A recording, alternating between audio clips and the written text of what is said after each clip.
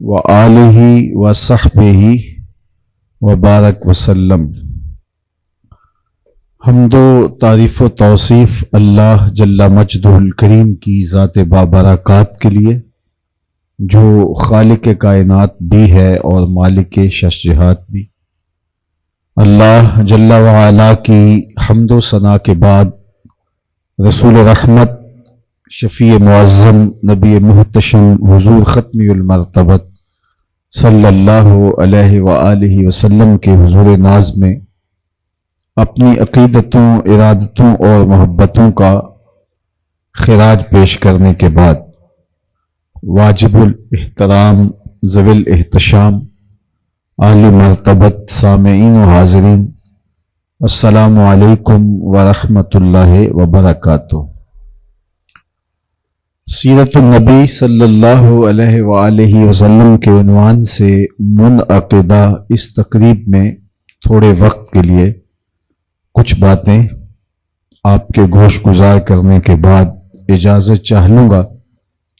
اللہ تعالیٰ میری زبان پر کلمۃ الحق جاری فرمائے۔ سیرت کا لفظ ہمارے ہاں معروف ہے، اور ایک مسلمان پیدا ہوتے ہی اس لفظ سے بہت جلد آشنا ہونے لگتا ہے۔ سیرت کے لغوی مفہوم کی طرف اگر میں آپ کی توجہ دلاؤں تو کسی چیز کی اصلی اور حقیقی حالت کو سیرت کہا جاتا ہے۔ اس کی مثال حضرت موسیٰ علیہ السلام جب فرعون کے بلائے ہوئے جادوگروں کی جانب سے پھینکی ہوئی رسیوں کو سانپوں کی شکل میں متحرک دیکھا تو آواز آئی کہ اپنا عصا ڈال دیجئے۔ پھر آپ کے ہاتھ میں جو عصا تھا، لکڑی کا جو ڈنڈا تھا، آپ نے وہ جب ڈالا تو وہ لہراتا ہوا سانپ بن گیا، اور جتنی رسیاں ڈالی گئی تھی ان سب کو نگل گیا۔ اب جادوگروں کا فخر ٹوٹ گیا، اور وہ ساری پھینکی ہوئی رسیاں جو سانپوں کی شکل میں متحرک نظر آ رہی تھی، وہ ڈنڈا نگل جاتا ہے۔ اب حکم ہوا حضرت موسیٰ علیہ السلام کو کہ اب دوبارہ اس کو اٹھا لیجئے، یہ تو سانپ ہے۔ کہا نہیں، سَنُعِيدُهَا سِيرَتَهَا الْأُولَى، اب ہم اس کو اس کی اصلی حالت کی طرف پلٹانے لگے ہیں۔ تو وہ پھر دوبارہ لکڑی کا ڈنڈا بن گیا، اور حضرت موسیٰ علیہ السلام آگے بڑھے اور اس کو اٹھا لیا۔ تو وہاں قرآن نے جو لفظ استعمال کیا ہے وہ سیرت کا لفظ استعمال کیا، سَنُعِيدُهَا سِيرَتَهَا الْأُولَى، کہ ہم اس کو اس کی اصلی حالت کی طرف پلٹا دیں گے۔ تو کسی چیز کی حقیقی حالت کو، کسی چیز کی اصلی حالت کو سیرت کہا جاتا ہے۔ کوئی شخص گاہک سے ہنس ہنس کے بات کر رہا ہو تو اس سے یہ اندازہ لگانا مشکل ہے کہ وہ خوش اخلاق ہے یا کاروباری مجبوری کی وجہ سے وہ ڈیلنگ ایسی کر رہا ہے کہ گاہک کو تاثر اچھا جائے۔ تو کسی کی پھر اصلی حالت کہاں دکھائی دے گی؟ تو کوئی شخص اپنی حقیقی حالت میں اپنے اہل خانہ کے سامنے ہوتا ہے، اپنے گھر والوں کے سامنے اس کا اصلی روپ ہوتا ہے۔ اس لیے سیرت کو سمجھنے کے لیے کسی شخص کی حقیقی حالت جو اس کے گھر والوں کے سامنے ہوتی ہے اس کو دیکھنا پڑتا ہے۔ تو آئیے، اگر اللہ کے رسول صلی اللہ علیہ وآلہ وسلم کی سیرت کو سمجھنا ہے تو ام المومنین حضرت سیدہ عائشہ رضی اللہ تعالی عنہا سے پوچھتے ہیں تو وہ فرماتی ہیں، کان خلقہ القرآن، اے پوچھنے والے، اگر تو حضور کی سیرت دیکھنا چاہتا ہے تو قرآن کھول کے بیٹھ جا۔ جہاں جہاں قرآن نے حکم دیا ہے وہاں حضور کا تعامل پائے گا، اور جہاں قرآن نے منع کیا ہے، روکا ہے، وہاں آپ حضور علیہ السلام کو نہیں دیکھ پاؤ گے۔ تو یہ ہے حضور کی سیرت کا وہ حقیقی روپ جو ہم یہاں حضور کے اہل خانہ کی زبان سے سن سکتے ہیں اور حضور کے گھر میں دیکھ سکتے ہیں۔ دوسری مثال اس کی میں آپ کے سامنے ام المومنین سیدہ خدیجۃ الکبریٰ رضی اللہ تعالی عنہا کے قول سے آپ کے سامنے رکھنا چاہوں گا۔ ام المومنین سیدہ عائشہ رضی اللہ تعالی عنہا بھی حضور کی حقیقی سیرت کو بیان کرتی ہیں۔ اب حضرت خدیجۃ الکبریٰ رضی اللہ تعالی عنہا سے بھی حضور کی سیرت کا سنیے۔ بخاری اٹھائیے، دیگر کتب سیر، کتب صحاح، کتب تواریخ اٹھائیے، وحی کے باب میں یہ موجود ہے کہ جب پہلی وحی کا حضور کے قلب اطہر پر نزول ہوا تو قرآن تو وہ ہے کہ اگر پہاڑوں پہ اترے تو وہ بھی خشیت الہی سے ریزہ ریزہ ہو جائے۔ لو انزلنا ھذا القرآن علی جبل لرأیتہ خاشعا متصدعا من خشیت اللہ، اگر یہ پہاڑوں پہ بھی اترتے، قرآن کی آیتیں پہاڑوں پہ بھی نازل ہوتی تو قرآن کی ہیبت اور عظمت کی تاب پہاڑ بھی نہ لا پاتے اور وہ بھی شک ہو جاتے، ٹکڑے ٹکڑے ہو جاتے، ریزہ ریزہ ہو جاتے۔ یہ تو حضور کا قلب اطہر ہے جو قرآن مجید کو سہار جاتا ہے، لیکن پھر بھی اس کے اثرات حضور کے قلب کے اوپر مرتب ہوتے ہیں۔ تو حضور نے گھر آ کر کے اپنی زوجہ حضرت خدیجۃ الکبریٰ رضی اللہ تعالی عنہا سے کہا زملونی، مجھے چادر اوڑھا دو، مجھے سردی کی فیلنگ ہے۔ تو انہوں نے حضور کے کندھوں پہ اپنی شال ڈال دی اور آقا کریم علیہ الصلوۃ والسلام نے کہا کہ مجھے اندیشہ جاں ہے۔ تو انہوں نے کہا کہ آپ پریشان نہیں ہوں، آپ کا رب آپ کو کبھی بھی ضائع نہیں ہونے دے گا۔ اب ان کے جو لفظ ہیں وہ سماعت کیجئے اور حضور کی سیرت کا عنوان دیکھیے۔ اور میں منتظمین سے کہوں گا کہ جس طرح تیزی سے لوگ آنا شروع ہوئے ہیں تو بس ان کو ترتیب سے بٹھاتے جائیں تاکہ گفتگو کے تسلسل میں کوئی فرق نہ آنے پائے۔ بس 5-10 منٹ کے اندر اندر انشاءاللہ جو لوگ ہیں وہ پہنچ جائیں گے۔ تو باقی احباب تشریف رکھیں، صرف 2-4-5 لوگ ان کو ترتیب سے جہاں جگہ ملتی ہے وہاں بٹھا دیں، کیونکہ اس وقت بہت نازک اور تھوڑا وقت ہے اور اس تھوڑے وقت کے اندر ہم نے اپنی بات کو بھی سمیٹنا ہے۔ تو توجہ چاہوں گا، ام المومنین حضرت خدیجۃ الکبریٰ رضی اللہ تعالی عنہا کو جب حضور نے کہا کہ زملونی، مجھے چادر دے دو، مجھے سردی کا احساس ہے، تو انہوں نے حضور کے کندھوں پہ چادر ڈال دی اور ساتھ تسلی آمیز کلمات عرض کرتے ہوئے کہا کلا واللہ ما یخزیک اللہ ابدا انک لتصل الرحم وتحمل الکلا وتکسب المعدوم وتقری الضیف وتصدق الحدیث وتعین علی نوائب الحق۔ حضور علیہ السلام سے کہا کہ آپ پریشان نہ ہوں، آپ کا رب آپ کو کبھی بھی بے آبرو نہیں ہونے دے گا، آپ کی حفاظت فرمائے گا، آپ کی عزت کی حفاظت فرمائے گا۔ کیوں؟ انک لتصل الرحم، اس لیے کہ آپ ہمیشہ صلہ رحمی کرتے ہیں۔ یہ حضور کی سیرت کے بنیادی خد و خال ہیں جو ام المومنین نے برجستہ حضور علیہ السلام کے بیان فرمائے ہیں۔ جو کسی کی سیرت اور کسی کے حوالے سے گفتگو برجستہ کی جائے تو وہ بڑی نمایاں خصلتوں پر مشتمل ہوتی ہے۔ تو ام المومنین نے حضور کا جو نقشہ بیان فرمایا وہ برجستہ، جب انہوں نے کہا کہ مجھے احساس ہے شدت کے ساتھ سردی کا، تو کہا آپ پریشان نہیں ہوں، انک لتصل الرحم، آپ تو صلہ رحمی کرتے ہیں، رشتہ داروں کے ساتھ سلوک اچھا کرتے ہیں، اور جو شخص رشتہ داروں کے ساتھ اچھا سلوک کرے تو اللہ اس کو ضائع نہیں ہونے دیتا۔ انسان کے اطراف میں سب سے پہلا جو دائرہ آتا ہے وہ اس کے رشتہ داروں کا آتا ہے، پھر اس کے بعد اس کے دیگر اعزاء کا، ہمسایوں کا، پھر کاروباری لوگوں کا، پھر سیاسی وابستگیاں، معاشرتی تعلق داریاں، لیکن سب سے پہلا دائرہ انسان کے گرد جو ہے وہ رشتہ داریوں کا ہے۔ تو کسی شخص کی پہچان رشتہ داریوں کے ساتھ اس کے سلوک سے کی جا سکتی ہے کہ وہ اپنے رشتہ داروں کے ساتھ کیسا ہے، اور ان میں بہت قریبی لوگ جو ہیں وہ ان کے ساتھ اس کا رویہ کیا ہے۔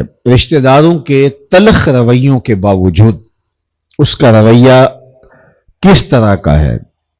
بعض اوقات ایسا ہوتا ہے کہ رشتہ دار اتنے تلخ ہوتے ہیں، ان کے رویے اتنے کھردرے ہوتے ہیں کہ آپ ان کے ساتھ جیسا بھی اچھا سلوک کرو وہ کبھی بھی راضی نہیں ہو پاتے۔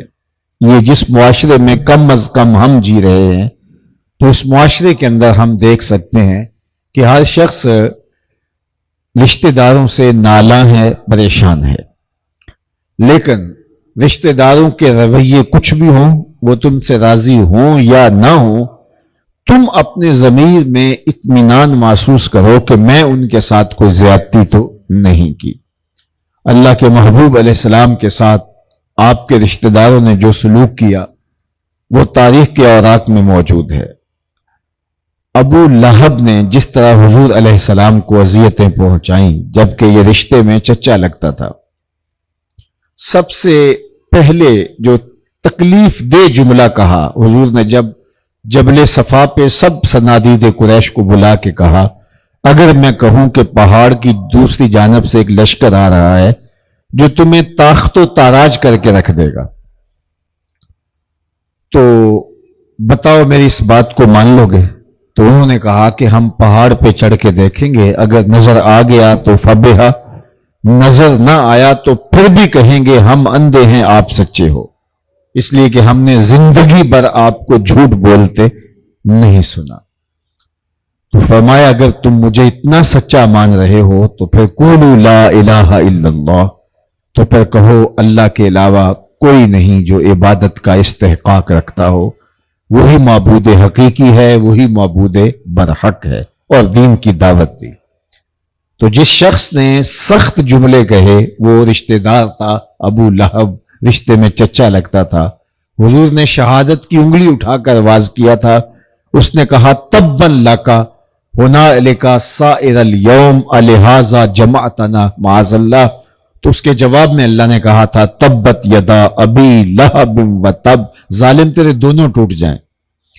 تو اس نے حضور علیہ السلام کو اس اشارے پہ آوازہ کسا، تو یہ رشتہ دار تھا۔ قریش کے دوسرے لوگوں نے حضور کے ساتھ جو سلوک کیا، عقبہ بن ابی معیط حضور کے گلے کے اندر کپڑا ڈال کے اس کو تاؤ دیتا رہا۔ حضور علیہ السلام سجدے میں ہوتے صحن حرم میں تو وہ حضور کے اوپر اونٹنی کی اجری پھینک دیتے۔ آقا کریم علیہ السلام کے گھر کے سامنے یہ اپنے گھر کا کوڑا جمع کر کے حضور کے گھر کے سامنے لا کے اس کو ڈال دیتے تاکہ حضور جب گھر سے باہر نکلیں گے تو ان کو اذیت ہو۔ ام جمیل جو حضور علیہ السلام کی چچی لگتی ہے، وہ جا کے جھاڑیاں کانٹے دار کاٹ کے لاتی ہے، اور جن راہوں سے حضور نے گزرنا ہوتا ہے ان راہوں کے اندر وہ جھاڑیاں بچھا دیتی ہے۔ آقا کریم کی راہوں میں گڑھے کھود دیے جاتے ہیں جہاں سے حضور نے گزرنا ہوتا ہے تاکہ وہ کسی گڑھے کے اندر گریں اور ان کو تکلیف پہنچے۔ تو یہ کتنا بدترین سلوک تھا جو حضور کے رشتہ داروں نے حضور علیہ السلام کے ساتھ روا رکھا۔ لیکن تاریخ بتاتی ہے کہ حضور علیہ السلام جب فاتح بن کے آئے، مکہ المکرمہ فتح کیا، تو جنہوں نے برا سلوک کیا تھا ان کے وجود تھر تھر کانپ رہے تھے، اور انہیں تھا کہ آج گردنیں اتر جائیں گی، اور جو ہمارا رویہ تھا آج اس کا بدلہ ہمیں چکانا پڑے گا، ایک ایک چیز کا ہم سے حساب لیا جائے گا۔ تھر تھر کانپ رہے تھے کہ حضور تشریف لائے اور سب کو جمع کیا اور فرمایا تم خود بتاؤ میں تمہارے ساتھ کیا سلوک کروں۔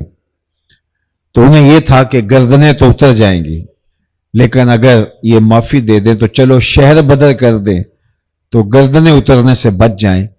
تو انہوں نے لجاجت بھرے لہجے میں کہا کہ آپ کریم باپ کے کریم بیٹے ہیں، ہم آپ سے خیر کی توقع رکھتے ہیں، اور ان کا خیال یہ تھا کہ ہم شہر بدری سے بچ جائیں، اور یہ چلو ہو بھی جاتا ہے تو گردنیں اترنے سے بچ جائیں۔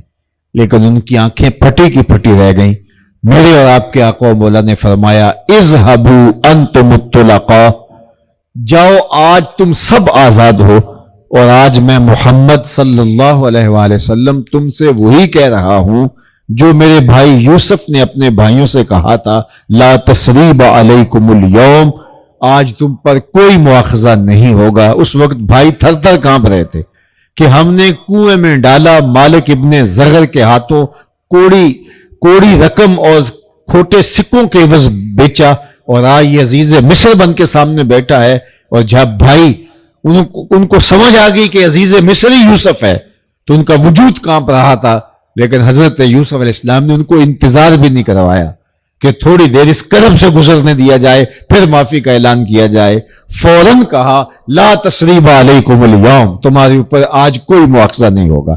تو فرمایا آج میں بھی تم کو وہی کہتا ہوں جو میرے بھائی یوسف نے اپنے بھائیوں سے کہا تھا، اور ان کو عام معافی کا اعلان دے دیا۔ اللہ اکبر۔ مکہ المکرمہ میں ایک دن حضور نے عثمان بن طلحہ سے کہا، جو کعبۃ اللہ کا کلید بردار تھا، کہ کعبۃ اللہ کا دروازہ کھولو، میری آرزو ہے کہ میں اندر جاؤں اور کچھ رکعتیں ادا کروں، نماز پڑھنا چاہتا ہوں۔ تو اس نے کہا کہ میں تو کعبۃ اللہ کا دروازہ آپ کے لیے نہیں کھول سکتا۔ آج حضور جب فاتح بن کر آئے تو حضور علیہ السلام نے فرمایا این عثمان بن طلحہ، عثمان بن طلحہ کدھر ہے؟ تو اس کو لایا گیا اور اس کا وجود تھر تھر کانپ رہا تھا۔ اس کے ہاتھ سے چابی لی اور کعبۃ اللہ کا دروازہ کھولا۔ حضور نے اندر جا کے بت توڑے، نماز ادا کی اور واپس آئے۔ تو اب سب صحابہ کی آرزو تھی کہ کعبہ کی کلید برداری کا اعزاز ہمیں نصیب ہو۔ ظاہر ہے اسے تو یہ اعزاز اب دوبارہ حضور نہیں دیں گے، تو ہم میں سے دیکھیے کس کی قسمت جاگتی ہے۔ لیکن حضور جب باہر تشریف لائے تو فرمایا عثمان بن طلحہ کہاں ہے؟ تو وہ آگے بڑھا تو حضور نے اسی کے ہاتھ میں کعبۃ اللہ کی چابی دیتے ہوئے فرمایا کہ میں تجھے کعبہ کی چابی دے رہا ہوں، اور یہ قیامت تک تیری نسلوں سے بھی کوئی چھین نہیں سکے سوائے ظالم کے۔ اور آج جو شیبی خاندان ہے جن کے پاس کعبۃ اللہ کی کلید ہے، چابی ہے، یہ حضرت عثمان بن طلحہ کی اولاد سے۔ تو جب اس نے حضور کا یہ کرم دیکھا تو اس نے کہا کہ حضور آپ ہاتھ بڑھائیے، میں آپ کے ہاتھ پہ اسلام قبول کرنا چاہتا ہوں۔ تو یہ تھا حضور علیہ السلام کا رویہ، حضور علیہ السلام کا یہ سلوک جو حضور نے کیا۔ تو صلہ رحمی کی ترغیب دی، اور یہ حضور کا نمایاں وصف ہے جو ام المومنین بیان کر رہی ہے۔ ہمیں بھی چاہیے کہ رشتہ داروں کے تلخ رویوں کے باوجود ان کے ساتھ سلوک اچھا کریں، کبھی ان کا برا نہ سوچیں، برا نہ چاہیں، ان کے ساتھ برا نہ کریں، اگرچہ ان کا رویہ بدترین ہی کیوں نہ ہو۔ لیکن آپ اور میں اپنے رشتہ داروں کے ساتھ کبھی بھی برا سلوک نہ کریں۔ فرمایا جو چاہتا ہے کہ اس کی عمر میں اضافہ ہو اور اس کے رزق میں اضافہ ہو، وہ رشتہ داروں کے ساتھ سلوک اچھا کرے۔ رشتہ داروں کے ساتھ اچھا سلوک کرنے کے نتیجے میں عمر میں بھی برکت ہوتی ہے اور رزق میں بھی برکت ہوتی ہے۔ اللہ تعالیٰ جل شانہ کے محبوب علیہ السلام کا یہ نمایاں وصف ام المومنین نے بیان کرتے ہوئے کہا کلا واللہ ما یخزیک اللہ ابدا، آپ کا رب آپ کو کبھی بھی ضائع نہیں ہونے دے گا، انک لتصل الرحم، اس لیے کہ آپ صلہ رحمی کرتے ہیں۔ دوسری بات جو ام المومنین نے کہی وہ یہ تھی وَتَحْمِلُ الْكَلَّ، یہ حضور کی سیرت ہے جو حضور کی زوجہ بیان کر رہی ہیں۔ وَتَحْمِلُ الْكَلَّ، جس کا کوئی بوجھ اٹھانے والا نہیں اس کا بوجھ آپ اٹھاتے ہیں۔ ضرورت مندوں کے حضور کام آتے تھے، بیواؤں کے گھر میں جا کے ان کا پانی بھر آیا کرتے تھے، ان کی ضروریات کی تکمیل کیا کرتے تھے۔ اللہ اکبر، یہ اللہ کے محبوب کا وصف نمایاں ہے جو ام المومنین نے بیان کیا، برجستہ بیان کیا۔ تیسرا وصف انہوں نے حضور کا بیان کیا وَتَقْسِبُ الْمَادُومِ، جس کا کوئی کمائی کرنے والا نہیں حضور آپ اس کے لیے کماتے ہیں۔ یہ جو ہم کاروبار کرتے ہیں، تجارت کرتے ہیں، ملازمت کرتے ہیں، کھیتی باڑی کرتے ہیں یا کوئی اور کام، تو اس کا بنیادی مقصد کیا ہونا چاہیے ہمیں اچھی طرح معلوم اور اچھی طرح مستحضر ہونا چاہیے۔ علماء نے لکھا 3 نیتوں کے استحضار کے ساتھ اگر آپ رزق حلال کماتے ہیں تو وہ سراسر عبادت ہے، سراسر دین ہے۔ سب سے پہلی نیت رزق کمانے کی وہ یہ ہے کہ ہم اس لیے کاروبار کریں، تجارت کریں، مزدوری کریں، ملازمت کریں، کھیتی باڑی کریں یا کوئی اور وسیلہ رزق اختیار کریں کہ میں اپنی ضرورت کو پورا کرنے کے لیے سوال کی ذلت سے بچ سکوں۔ یہ ہے پہلا مقصد رزق کمانے کا۔ ظاہر ہے میرے ساتھ آپ کے ساتھ ضرورتیں تو جڑی ہوئی ہیں۔ یہ جسم ہم سے دن میں 2 سے 3 مرتبہ کھانے کا تقاضا کرتا ہے۔ تن ڈھانپنے کے لیے موسم گرما اور سرما کے لباس بھی ہمیں چاہیے ہوتے ہیں، اور اپنا سر چھپانے کے لیے ضرورت کا گھر بھی ہماری ضرورت ہے۔ یہ ہے پہلا مقصد۔ میں اپنی ضرورت کو پورا کرنے کے لیے کسی کے آگے ہاتھ پھیلانے کی بجائے اپنی ضرورت کو حاصل کرنے کے لیے محنت کر رہا ہوں۔ یہ پہلا مقصد ہے رزق کمانے کا۔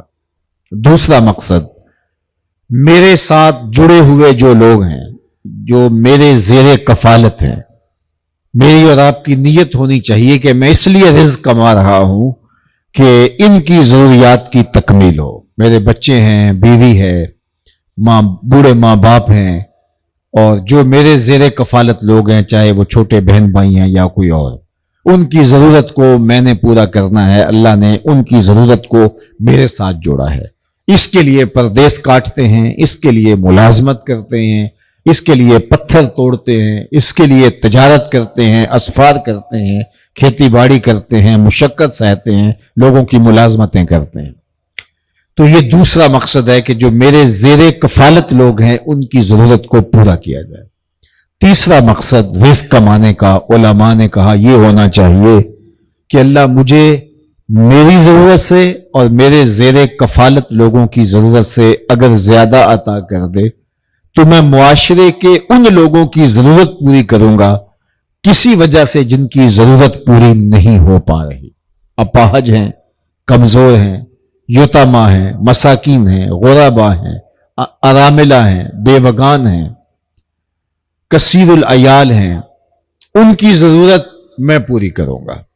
یہ 3 نیتیں اگر میرے اور آپ کے ساتھ جڑی ہوں اور ہم رزق بھی حلال کمائیں تو پھر اگر ہم مزدوری کرتے ہیں تو الکاسب حبیب اللہ، کسب کرنے والا اللہ کا حبیب ہے، اور اگر ہم تجارت کرتے ہیں التاجر الصدوق الامین مع النبیین یوم القیامہ، سچا تاجر قیامت کے دن پیغمبروں کے ساتھ اٹھایا جائے۔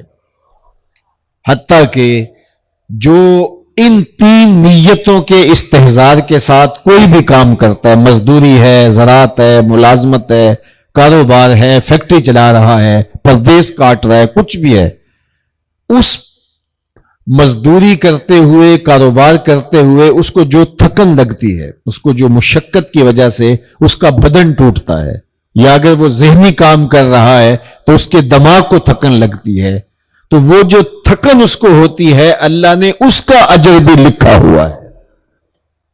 تو یہ 3 نیتیں ہماری ہونی چاہیے۔ سب سے پہلی نیت اپنے آپ کو سوال کی ذلت سے بچانا، دوسری نیت اپنے زیر کفالت لوگوں کی ضروریات کی تکمیل کرنا، تیسرا مقصد جو کسی وجہ سے کمانے کے اہل نہیں ہیں ان کی ضرورتوں کو پورا کرنا، اور وہ ہمارے رشتہ دار بھی ہو سکتے ہیں، ہمارے ہمسائے بھی ہو سکتے ہیں، اور اگر ہم اپنی نیت میں ان کو شامل کریں تو اللہ ان کے قسمت کا رزق ہمیں عطا کرے، اور ہم ان کی ضرورت پوری کریں گے۔ قسمت انہی کی ہے لیکن ثواب ہمارے کھاتے میں آتا چلا جائے گا۔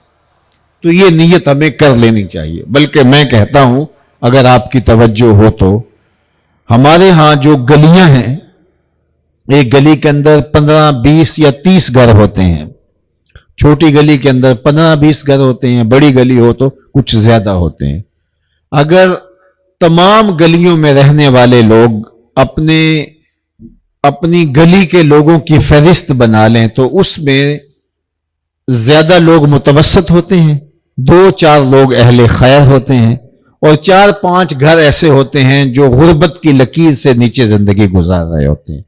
اگر صرف گلی کے لوگ ہی یہ طے کر لیں کہ یہ گلی ہماری ذمہ داری ہے اور اس گلی کی جو غریب ہیں ان غریبوں کے بچوں کی تعلیم ہمارے ذمے ہیں، ان کی ضرورت ہمارے ذمے ہیں، ان بچیوں کی شادی ہماری ذمے ہے، صرف ہر معاشرے کے اندر ہر گلی والے اپنی گلی کو ہی اپنے ذمے لے لیں تو 20, 25, 30 گھر مل کر کے 3-4 گھروں کی مشکل کو حل کرنا ان کے لیے کوئی مشکل نہیں ہے۔ اس طرح لوگوں کے دکھ بانٹ کر کے ہم لوگوں کی ضرورت کو پورا کر سکتے ہیں۔ اسی طرح جو مساجد کی انجمنیں ہیں یہ مولوی صاحب کے اوپر ہی پریشر نہ ڈالتی رہیں اور ہر وقت ان کو قابو کرنے کے منصوبے ہی نہ تراشتی رہیں۔ یہ محلے کے اندر دیکھیں کہ محلے میں کتنے لوگ غریب رہتے ہیں اور ہم نے ان کی کفالت، صرف مسجد کی ضروریات کو ہی پورا نہیں کرنا، ان کی کفالت بھی ہمارے ذمے ہے اور معاشرے کے اندر جو کمزور ہے اس کو ہم نے اٹھانا ہے۔ تو میرا خیال ہے کہ ہم یوں مل جل کر کے اگر لوگوں کو یوں جو ہے وہ کندھا دینا شروع کر دیں گے تو معاشرے کے دکھ سمیٹے جا سکتے ہیں۔ لیکن اگر ہمیں اپنی ہمسائیگی کی بھی پرواہ نہیں ہوگی تو ہم نے تو یہ سنا ہے کہ ہمسایہ بھوکا سو جائے تو 40 دن نماز قبول نہیں ہوتی ہے۔ ہمیں اپنے اطراف میں دیکھنا ہوگا اور یہ رزق کمانے کا دوسرا جو ہے وہ یہ 3 مقاصد ہیں اور ان 3 مقاصد کو ملحوظ رکھنا چاہیے۔ لیکن اگر کسی نے ان 3 مقاصد کے علاوہ چوتھا مقصد بھی پال لیا کہ میں معاشرے میں بڑا نمایاں ہو کے اپنے رشتے داروں پر فخر کر سکوں گا، شریکہ برادری میں نمایاں ہو کر کے میں ان پر تفاخر کر سکوں گا، تو پھر اگر وہ رزق حلال بھی کمائے تو پھر بھی اس کے لیے وہ رزق آزمائش بن جائے گا۔ تو صرف 3 نیتیں ہونی چاہیے: اپنی ضرورت کی تکمیل، زیر کفالت لوگوں کی ضرورت کی تکمیل اور معاشرے کے کچھ لوگوں کی ضرورت کی تکمیل جو کسی وجہ سے اپنی ضرورت کو پورا نہیں کر سکتے، اور ان 3 نیتوں کے ساتھ صرف رزق حلال کمایا جائے تو یہ وہ عمل ہے کہ جو پیغمبروں کا مشن ہے۔ وَتَقْسِبُ الْمَعْدُومِ ام المومنین حضرت خدیجہ الکبریٰ نے کہا کہ جس کا کوئی کمائی کرنے والا نہیں، حضور آپ اس کی ضرورت کو پورا کرنے کے لیے کمائی کرتے ہیں۔ اللہ اکبر! یہ ہے تیسری حضور کی سیرت کی نمایاں خصوصیت۔ میں آپ سے مخاطب ہوں صاحبان مجلس، حضور کی سیرت سننے کا مطلب اور مفہوم اور معنی صرف اپنے ذوق کی آبیاری ہی نہیں، کوئی بلند نعرہ لگانا ہی نہیں، واہ واہ کرنا نہیں۔ سیرت اس لیے سنی جاتی ہے کہ ہم اس کو اپنے اندر پیدا کریں، اس لیے کہ ہمارے آقا نے زندگی ہماری رہنمائی کے لیے گزاری ہے۔ اس لیے ہمیں فیصلہ کرنا ہے یہاں بیٹھے بیٹھے ہمارے رشتہ داروں میں جو کمزور ہے، ہماری گلی میں جو کمزور ہے، ہمسائیگی میں جو کمزور ہے، تو ہم نے مل جل کر کے جو ہے وہ مخفی انداز سے ان کی ایسی مدد کرنی ہے کہ عزت نفس بھی ان کی مجروح نہ ہو اور اپنی ذمہ داریوں سے ہم عہدہ بارہ ہو سکیں، اور ہم کمائی اس نیت سے کریں کہ یہ 3 کام ہمارے ذمے ہیں۔ جس طرح ہمارے گھر کا چولہا ہمارے ذمے ہے اور ہمارے زیر کفالت لوگوں کی ذمہ داریاں ہمارے ذمے ہیں، اس طرح معاشرے کے ان لوگوں کو بھی کوئی 1 کو اپنے ذمے لے سکتا ہے، 2 کو لے سکتا ہے، 10 کو لے سکتا ہے، 50 کو لے سکتا ہے، وہ اس کو اپنے ذمے لے۔ حضرت عبد الرحمن بن عوف رضی اللہ تعالیٰ عنہ جب مکے سے ہجرت کر کے مدینہ تشریف لائے، حضور نے ایک انصاری کو اور ایک مہاجر کو آپس میں بھائی بھائی بنا دیا۔ تو حضرت عبد الرحمن بن عوف کو جس انصاری کا بھائی بنایا گیا تھا، اس نے کہا کہ حضرت بتائیے میں آپ کے ساتھ کیا تعاون کروں؟ تو انہوں نے کہا کہ میرے بھائی مجھے بازار کا رستہ دکھا دے، آگے میں جانوں اور میرا کام جانے۔ اور وہ بازار میں پوری دیانت کے ساتھ جا کے کاروبار کرنے لگے، ان 3 نیتوں کے استحضار کے ساتھ۔ اللہ نے ان کو کتنی برکت دی، انہوں نے کتنی خیرات کی، یہ کہانی تو کسی ترازو میں نہیں تولی جا سکتی، لیکن صرف ایک مثال میں دوں گا کہ حضرت عبد الرحمن بن عوف نے اپنی زندگی میں اس دور کی سب سے بڑی خیرات کیا تھی؟ غلام آزاد کرنا۔ تو حضرت عبد الرحمن بن عوف نے اپنی زندگی میں 30,000 غلام آزاد کیے. کتنے غلام؟ 30,000 غلام جو غلامی کی زنجیروں میں جکڑے تھے اور بھاری قیمت دینی پڑتی تھی، تو ان کو خرید کر کے اللہ کے لیے آزاد کر دیا. تو میں اور آپ دیکھیں کہ ہم اپنی زندگی میں کتنے خاندانوں کو کھڑا کیا ہے اپنے پاؤں پہ، کتنے غریبوں کو ہم نے ان کے پاؤں پہ کھڑا کیا ہے، ہم نے کتنے غریب بچوں کو پڑھا کر کے ان کو کمانے کے اہل بنایا ہے، ہم نے کتنے لوگوں کو، کسی کو ریڑھی لے دی، کسی کو اس کی ضرورت کو پورا کر دیا. میں اور آپ دیکھیں، امیر بھی دیکھے، غریب بھی دیکھے، پرسش تو اتنی ہوگی جتنی اس کے پاس جو ہے وہ توانائی ہے. تو میں اور آپ اگر دیکھیں کہ ہم 40,000 20,000 10,000 15,000 1,500، تو اگر 5-10 لوگ بھی پوری زندگی گزر رہی ہمیں نہ ملے جن کو ہم نے ان کے پاؤں پہ کھڑا کیا ہو، تو پھر ہمارے لیے افسوس ہے. ہم پھر اپنے لیے جی رہے ہیں، اوروں کے لیے نہیں جی رہے. تو زندگی اوروں کے لیے جینے کا نام ہے، زندگی اوروں کو گزارنے کا نام ہے. آپ نے دیکھا ہوگا درخت اپنا پھل کبھی خود نہیں کھاتا، وہ اوروں کو دان کرتا ہے. شجر اپنے سائے میں خود نہیں بیٹھتا، اوروں کو ٹھنڈک فراہم کرتا ہے، خود تو دھوپ میں جلستا رہتا ہے. تو اس لیے اوروں کے لیے جینا یہ کمال ہوتا ہے. میں اور آپ اپنی زندگی کا ضرور جائزہ لیں، کہیں زندگی یوں ہی تو نہیں گزر رہی. ہم نے اپنی زندگی میں کتنے لوگوں کو ان کے پاؤں پہ کھڑا کیا، کتنے لوگوں کو مشکل سے نکالا، کتنے پھنسے ہوئے لوگوں کی جان چھڑائی، اور کتنے لوگوں کو جو ہے ان کے پاؤں پہ کھڑا کر کے ان کو عزت نفس کے ساتھ زندگی گزارنے کے اہل کر دیا. اگر ہم نے ایسا کیا ہے تو ہمیں مبارک ہو، اور اگر ہم نے ایسا نہیں کیا تو ہم پرلے درجے کے خود غرض ہیں. ہم سویر سے لے کر شام تک اور شام سے لے کر سویر تک ہم اپنے بارے ہی سوچتے ہیں، اور ہم خود ہی دولت جمع کرتے رہتے ہیں، اور جتنی بھی دولت ہوتی ہے ہم رجتے نہیں ہیں. اور اللہ نے ان لوگوں کی مذمت کی ہے جن کی زندگی کا مقصد ہی دولت جمع کرنا ہے. الذی جمع مالا وعددا، وہ مال جمع کرتے رہتے ہیں اور بار بار حساب لگاتے رہتے ہیں، کتنا ہو گیا، کتنا ہو گیا، کتنا ہو گیا. یحسب ان مالہ اخلدا، وہ گمان کرتے ہیں کہ ان کے مال نے ان کو لافانی بنا دیا ہے. کلا لینبذن فی الحطمہ، فرمایا ایسا نہیں ہے، ہم ان کو پکڑ کے حطمہ میں ڈال دیں گے. پھر خود فرمایا وما ادراک ما الحطمہ، اے مخاطب جانتا ہے حطمہ ہے کیا؟ نار اللہ الموقدۃ التی تطلع علی الافئدہ، یہ اللہ کی جلائی ہوئی آگ ہے جو دل کھا جائے گی. اس میں ہم ڈالیں گے جو خود غرض مال جمع کرتا رہا اور اس کو گن گن کے رکھتا رہا، اس نے اوروں کے کام مال کو آنے ہی نہ دیا، اس کی تجوریاں بھری رہی لیکن لوگوں کی ضرورت کے کام نہ آیا.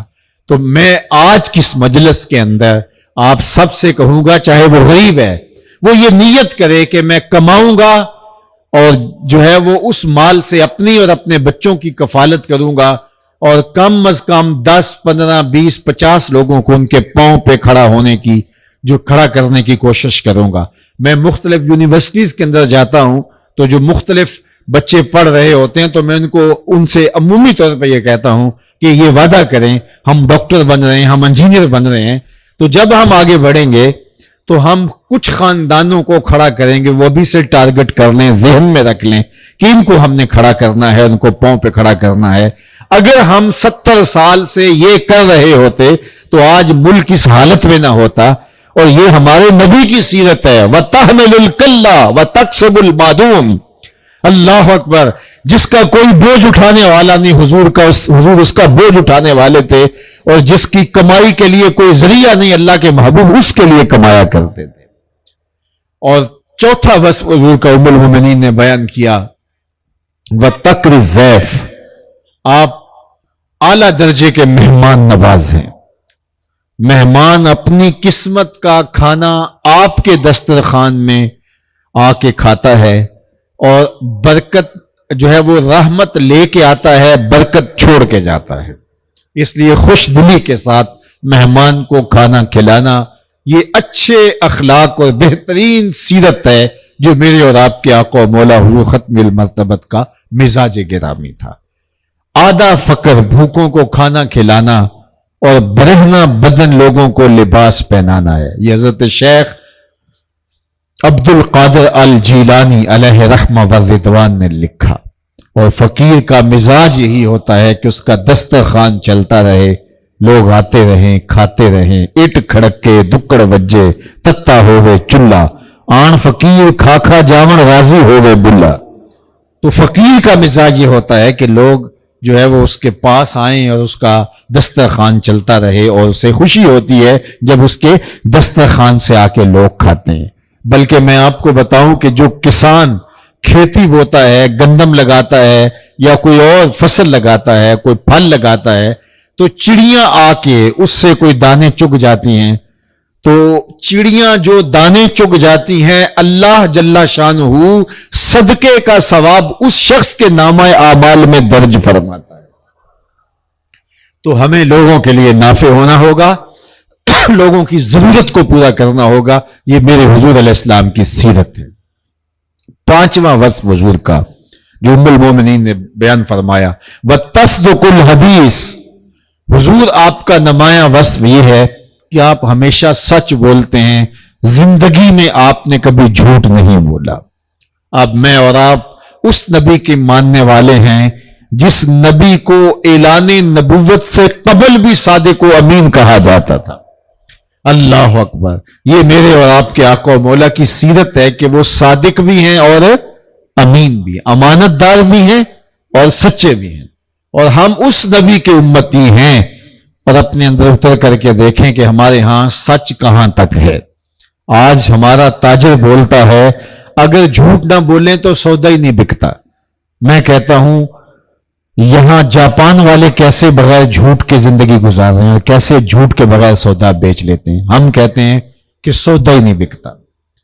آج میں اور آپ اپنی زندگی کو عملی طور پہ نہیں بدلیں گے تو جتنی مرضی کانفرنسیں ہو جائیں، جتنے مرضی ادارے بن جائیں، جتنی مرضی درسگاہیں بن جائیں، جتنی مرضی خانقاہیں کھل جائیں، جتنے مرضی چینل اسلامی چینل بن جائیں، جتنی مرضی تنظیمیں بن جائیں، کوئی فرق نہیں پڑے گا اگر ہم اپنے آپ کو عملی طور پہ بدلنے کی کوشش نہیں کریں گے۔ اور ہر کوئی کہتا ہے کہ لوگ بدلیں، لیکن بدلنا تو اپنے آپ کو ہوتا ہے۔ میں آپ کو کہتا ہوں یہ جتنے لوگ میرے سامنے موجود ہیں، یہ 2000 یا 3000 یا جتنے لوگ بھی ہیں، اتنے لوگ یہ پورے سرگودا شہر کے لوگ تو نہیں ہے، تو لاکھوں کی آبادی پر مشتمل پاکستان کے بڑے شہروں میں سے ایک شہر ہے، تو لاکھوں لاکھ لوگ ہیں جو شہر میں بستے ہیں، اور میرے پاس ان لاکھوں میں سے چند ہزار اس وقت موجود ہیں۔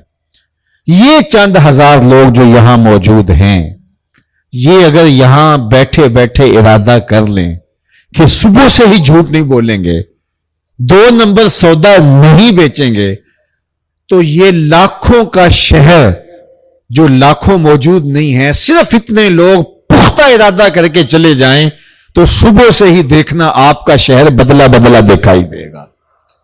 لیکن ہمارا رویہ کیا ہوتا ہے کہ ہماری گفتگو کانوں سے ٹکرا کے ہواؤں میں تحلیل ہو جاتی ہے، ہمارے دل میں گھر نہیں کرتی، اور ہم اپنے آپ کو بدلنا نہیں چاہتے۔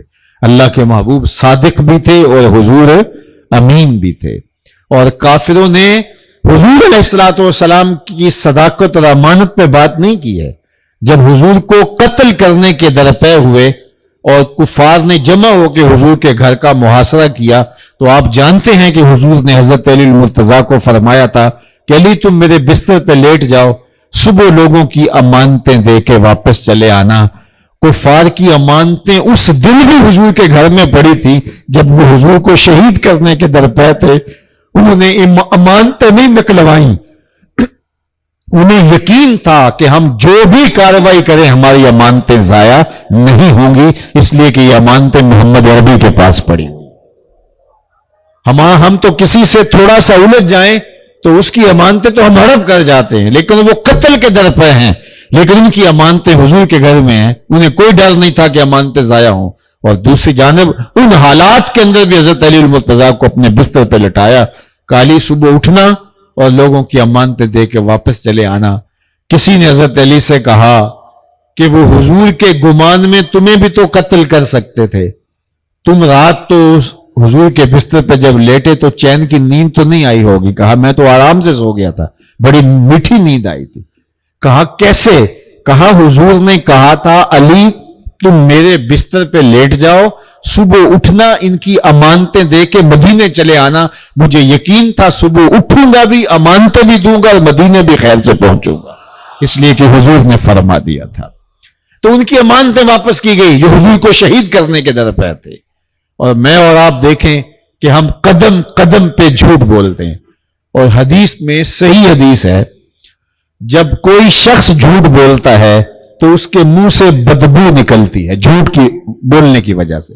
وہ تو نہیں سونگھ پاتا، لیکن اللہ کے حساس فرشتے اس بدبو کو سونگھتے ہیں اور رحمت کے فرشتے 1 میل پیچھے ہٹ جاتے ہیں. تو مجھے بتاؤ کہ جس گھر میں باپ بیٹے سے جھوٹ بول رہا ہو، بیٹا باپ سے بول رہا ہو، بیٹی ماں سے بول رہی ہو، ماں بیٹی سے بول رہی ہو، بھائی بہن سے، بہن بھائی سے، تو اس گھر سے تو بدبو کے بھبوکے اٹھ رہے ہوں گے. تو فرشتے کتنی دور ہو جاتے ہیں رحمت کے. تو جو رحمت لے کر گھر میں آنے والے فرشتے ہیں وہ جھوٹ کی وجہ سے دور ہو گئے، تو گھر میں رحمتیں آئی نہیں رہی. ہم نے کیا سمجھا؟ کسی نے تعویذ ڈال دیے، کسی نے جادو کر دیا، کسی نے ٹونا کر دیا. اور ہم گئے بابے کے پاس، اس نے کہا شکر ہے تو آ گیا ہے، ورنہ یہ تعویذ تو چل جانے تھے. ہم نے یہ سوچا ہی نہ کہ رحمت کے فرشتے تو جھوٹ بولنے کی وجہ سے کئی میل دور ہٹ چکے ہیں، اور ہم ایک الٹے راستے پہ چل پڑے اور جا کے اس بابے کے پاس جس نے کئی سالوں سے غسل ہی نہیں کیا ہوا، اور ہم جا کے اس سے اپنے درد کا درما مانگنے لگے. اور اس نے کہا اوہو تو تو وقت پہ آ گیا ہے، ورنہ بڑے سخت تعویذ تھے وہ چل جانے تھے. اور پھر ہر اتوار کو جا کے اس بابے کے پاس جا کے چوکی بھرنی ہی پڑتی ہے، اور اس نے مزید ضعیف الاعتقاد بنا دیا. ہمارے ہاں مسئلہ کیا تھا؟ اللہ کے محبوب نے فرمایا منہ سے بدبو نکلتی ہے، رحمت کے فرشتے دور ہو جاتے ہیں. رحمت کے فرشتے دور ہوئے تو نہ دکان پہ برکت رہی، نہ گھر میں برکت رہی، نہ دفتر میں برکت رہی.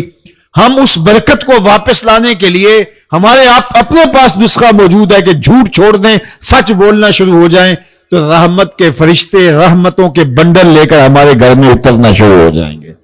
لیکن ہم یہ نہیں کرنا چاہتے. ہم سمجھتے ہیں اس بابے کے پاس علاج ہے، اور اس نے علاج کرنے کی بجائے الٹا مریض کر دیا، اس لیے کہ وہ بھی جھوٹ بول رہا تھا، رحمت اس کے پاس بھی نہیں تھی. اور نتیجہ کیا؟ پوری قوم اس وقت اضطراب میں ہے، بے چینی میں ہے. جھوٹ، مکر، فریب، دجل و تلبیسات، کیا عوام، کیا حکمران، کیا چھوٹا کیا بڑا، جدھر دیکھو جھوٹ ہی جھوٹ کا دورہ ہے. تو کتنی بدبو اٹھ رہی ہوگی جھوٹ کی وجہ سے، اور اللہ کی رحمت کے فرشتے کتنے دور ہم سے ہٹ چکے ہیں. تو اس لیے ہمیں سچ بولنے کی عادت ڈالنی چاہیے. سچ بولیں گے اللہ کی رحمت کے فرشتے پرے باندھے ہوئے ہمارے گھروں میں اترنا شروع ہوں گے، اور رحمت اور کرم نوازیوں کے اجالے ہمارے گھروں میں ہوں گے. انک لتصل الرحم کا آپ ہمیشہ سچ بولتے ہیں، اس لیے آپ کا رب آپ کو کبھی بھی بے آبرو نہیں ہونے دے گا. آخری بات، اور میری گفتگو اختتام کی طرف بڑھ جائے گی. فرمایا کہ توئین علی نوائب الحق، آپ جو حق کے راستے کا مسافر ہے آپ اس کے ساتھ کھڑے ہوتے ہیں. آج ہم حق کے ساتھ کھڑا ہونا پسند ہی نہیں کرتے، اس لیے کہ حق کے راستے پہ کھڑا ہونا مشکل ہے، تکلیف سہنا پڑتی ہے، اذیت سے گزرنا پڑتا ہے. اس لیے ہم آسان زندگی اختیار کیے ہوئے ہیں، ہم کبھی بھی مشکل راستہ اختیار نہیں کرتے. آج تو میں نماز بھی بھاری لگنے لگی ہے. آج لوگ کہتے ہیں جی دین پہ چلنا بڑا مشکل ہے. آج آپ نے یہ سنا ہوگا، 4 آدمی بیٹھ رہے ہوتے ہیں تو کہتے ہیں جی آج کل دین پہ چلنا بڑا مشکل ہے. یہ کون کہہ رہا ہے؟ جو مسجد میں آتا ہے تو ٹھنڈا اور گرم پانی موسم کے مطابق دستیاب ہے، مخملی قالین بچھے ہوئے ہیں، سرد اور گرم مسجد کے کمرے کا ماحول ان کے لیے موجود ہے. مخملی ریشمی مسلوں پہ اور قالین کے اوپر سجدہ کرنے والا کتنے نخرے سے کہتا ہے آج کل دین پہ چلنا بڑا مشکل ہے. تو میں کہا کرتا ہوں صاحب، دین پہ چلنا تیرے لیے مشکل ہے یا کربلا والے حسین کے لیے مشکل تھا؟ تیرے لیے مشکل ہے یا تپتی ہوئی ریت پر سجدہ کرنے والے بلال حبشی پر مشکل تھا؟ جن کے لیے مشکل تھا انہوں نے تو کہا نہیں کہ دین پہ چلنا مشکل ہے. جن سے چکیاں پسوائی گئیں، اللہ اکبر، جن کو دکھ دیے گئے انہوں نے نہیں کہا دین پہ چلنا مشکل ہے. بلال حبشی کا ظالم آقا آپ کی پیٹھ پہ کوڑے مار رہے اور بلال آگے سے مسکرا رہے ہیں. کسی نے روک کے کہا بلال عجیب تماشا ہے, یہ تمہیں کوڑے مارتا ہے, تم آگے سے مسکراتے ہو.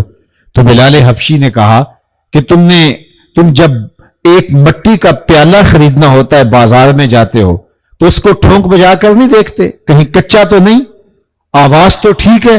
کہا تم مٹی کا پیالہ بھی خریدتے ہو تو ٹھونک بجا کے دیکھتے ہو, کہیں کچا تو نہیں ہے, آواز تو خراب نہیں ہے. کہا میرا مالک بلال کو خرید رہا ہے, دیکھ رہا ہے بلال کچا تو نہیں ہے, آواز تو ٹھیک ہے. مالک, میں کہہ رہا ہوں مالک, چاہے چمڑی بھی ادھر جائے, حق کی آواز ختم نہیں ہونے پائے گی. زخم پہ زخم کھا کے جی, خون جگر کے گھونٹ پی, آہ نہ کر لبوں کو سی, یہ عشق ہے دل لگی نہیں. عشق اور ہوتا ہے, دل لگی اور ہوتی ہے. ہماری دل لگی ہے دین کے ساتھ, عقیدتیں ہماری دل لگی والی ہے, عشق نہیں ہے. عشق تو کٹ بھی جائیں تو عشق ختم نہیں ہوتا. عاشق ہر کوئی آکھے پر عاشق بندا مر کے, زہر پیالہ کوئی نہیں پیندا پر عاشق پیندا پر کے. عشق ایسے ہی نہیں ہے, عشق آسان نہیں ہے, ایک آگ کا دریا ہے اور ڈوب کے جانا ہے. ان لوگوں نے تکلیفیں سہی, اذیتیں سہی, کربلائیں سہی, دکھوں سے گزرے, لیکن استقامت کا راستہ نہیں چھوڑا. اور ہم کہتے آج کل دین پہ چلنا بڑا مشکل ہو گیا. میاں کیا مشکل ہے, کیا موقع ہے دین پہ چلنا؟ آج ہم سہل پسند ہو گئے.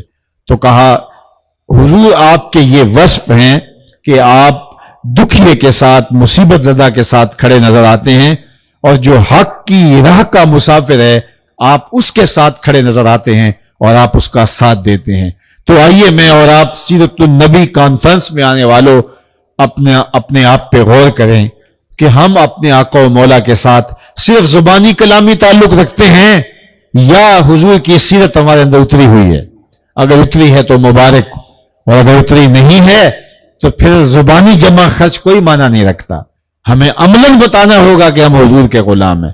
میرے استاد فرمایا کرتے تھے یہ نہ ہو کہ لوگ تمہیں پوچھیں تم کون ہوتے ہو اور تم پاسپورٹ پیش کرتے پھرو, یہ دیکھو مذہب کے خانے میں اسلام لکھا ہے. آپ فرمایا کرتے تھے صاحب نہ کسی کو پوچھنے کی نوبت آئے, تمہیں نہ بتانے کی نوبت آئے. تمہاری وضع قطع, طرز زندگی, انداز معاشرت ایسا ہونا چاہیے. تم دور سے چلے آ رہے ہو, لوگ کہیں وہ دیکھو حضور کا غلام آ رہا ہے. نور آنکھوں میں تو چہروں پہ اجالے ہوں گے, مصطفیٰ والوں کے انداز نرالے ہوں گے. دنیا میں بھی ان کے دم سے مقدر چمکا, محشر میں بھی ان کی رحمت کے حوالے ہوں گے. اللہ ہمیں حضور کی سیرت کو عملاً اپنی زندگیوں میں اتارنے کی توفیق دے.